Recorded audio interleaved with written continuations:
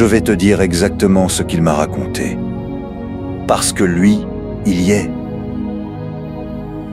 La nuit dernière, il m'a dit, on a encore entendu les avions, pas une fois, pas deux fois, toute la nuit. Depuis le 28 février, tout a basculé.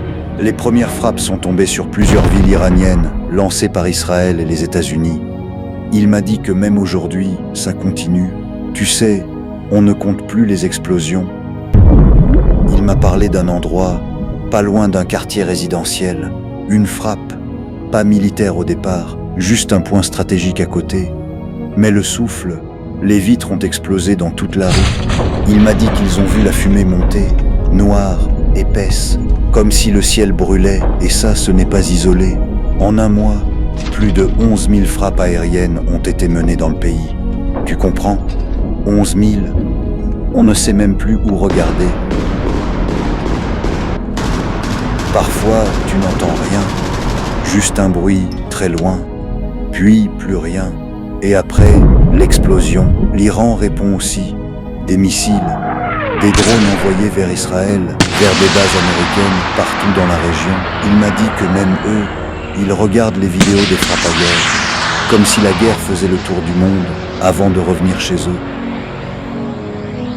Les tensions ont encore monté, menaces contre des entreprises américaines, alertes d'attaque imminente, des discussions de cessez-le-feu, mais refusées. Et pendant ce temps-là, les bombardements continuent. Même les lieux stratégiques comme l'île de Karg ont été frappés, plus de 90 cibles en une seule opération. Puis il m'a dit quelque chose de simple. Le pire, ce n'est pas les bombes, c'est de s'y habituer. Je lui ai demandé « Pourquoi vous continuez? Pourquoi ne pas arrêter ?»